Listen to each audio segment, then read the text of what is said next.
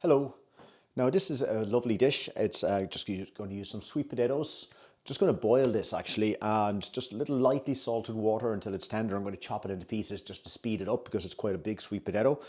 And then I'm going to just literally on top of that sprinkle some seasonings. I'm going to kind of make a salad with some just balsamic vinegar, a little garlic, a little olive oil, your most basic dressing, but it's lovely. A nice peppery rocket with that, a few sliced radishes, and I'm just going to toss a few prawns with a little bit of olive oil and a little bit of garlic and just lightly cook a few prawns over that. So I have a lovely sweet potato, kind of a warm prawn sweet potato salad if you like. And just one of those ingredients I'm just going to talk about briefly is the sweet potato. Now sweet potatoes, they're a great alternative to normal potatoes. Again, potatoes are all good. It's sometimes what gives kind of potatoes of all types a bad reputation isn't the potato itself, it's what we tend to serve with it. You know, if we're dipping it in mayonnaise and things like that, of course it's not going to be great and it's going to be pushing up that calorific content. But GPA or sweet potatoes have quite a low or quite low ranking on the glycemic index. So the sweet potato is a very, very good choice for just that low energy release. That orangey color you see in the sweet potato, that's beta carotene, the same compound that is found in carrots. And that is, if you like, pre-vitamin A. So again, things that you'd be associating with vitamin A among other things is night blindness, good for eyesight. Again, pure vitamin A is retinol, but your body, it's kind of not a good idea to eat too much retinol. But beta carotene, your body kind of takes what it needs, makes it, and it's a potent antioxidant as well, and phytonutrient. So in other words, it can be very good for combating oxidative stress and helping control free radical damage. So sweet potatoes, I like to keep the skin on them if at all possible also, because a lot of nutrients, as with normal potatoes if you like, there's a lot of nutrients just underneath the skin and within the skin itself. And also there's a lot of fibre there as well. So give them a good wash and try to keep the skin on them when you're cooking. Now with this dish, I'm boiling it just for convenience. You could just as easily roast it in an air fryer, just drizzling with some olive oil and you'd get a lovely texture as well. Or even just bake the whole potato whole if you have time. It's whatever is most convenient to you. So I'm going to get on and cook this dish now. Just as my sweet potatoes are just simmering away there, I'm just going to very quickly make my balsamic dressing. So into that I'm going to add my balsamic vinegar. Then of the garlic that's on the recipe, I think it's 3 cloves, I'm going to just use about half a teaspoonful of that garlic and pop it into the balsamic vinegar. Don't put the oil in quite yet.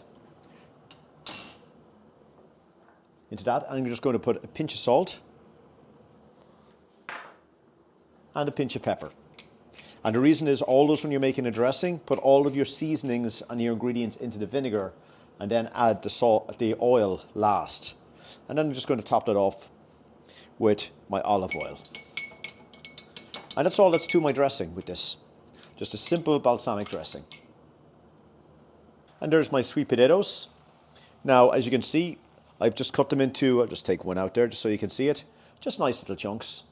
And what I'm going to do now is I'm going to just drain those off, put them in a second bowl, but I'm going to hold them hot.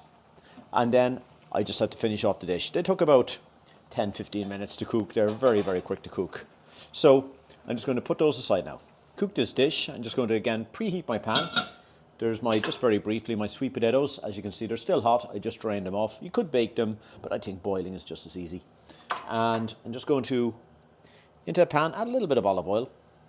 But very quickly, I'm going to add my garlic in. I don't want to overheat my olive oil, so I'm just kind of more cooking at a very, very low temperature with it. And the garlic, because olive oil is an oil that does not like to be cooked at high temperatures. So it kind of just more sweat it, if you like.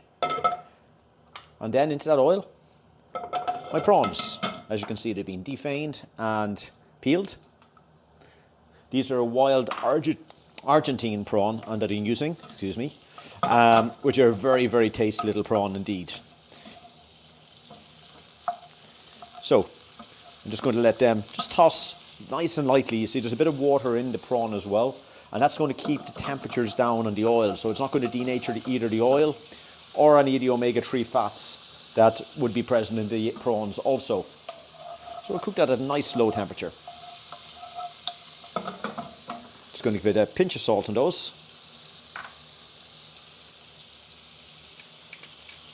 And a pinch of pepper. That is the real difference between cooking this kind of anti-inflammatory style, is keeping those temperatures down to preserve the integrity of the fats and oils so that they remain good quality anti-inflammatory ingredients. Because again, things like olive oil and omega-3 fatty acids, they do denature at quite a low temperature, about 120 degrees.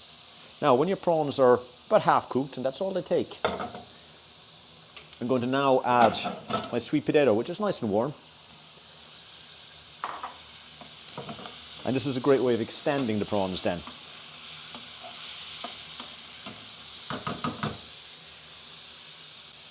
And there's my prawns just cooking away there nicely. And putting the flavour of the prawns through the sweet potatoes.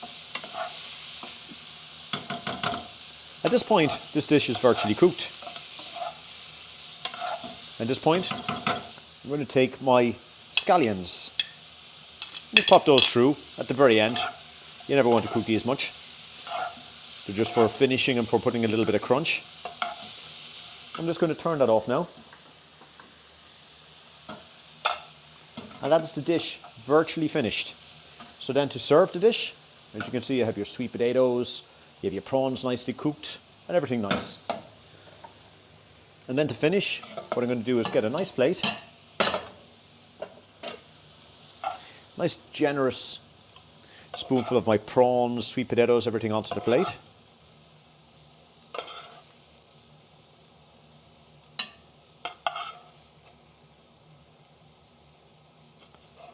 There we go.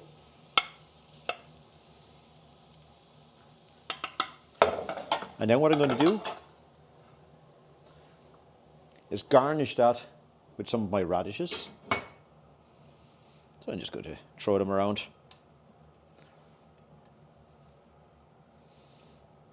That makes everything look very interesting. And finally, to the side, or else you could put it on if you wanted to be a bit chefy, but I think it's better on the side, I'm going to put a nice, generous rocket salad. All the salad you want, really, you can eat. I'm going to finally drizzle that with that dressing I made earlier, and drizzle the salad, the scallions, the sweet potatoes, all over the place.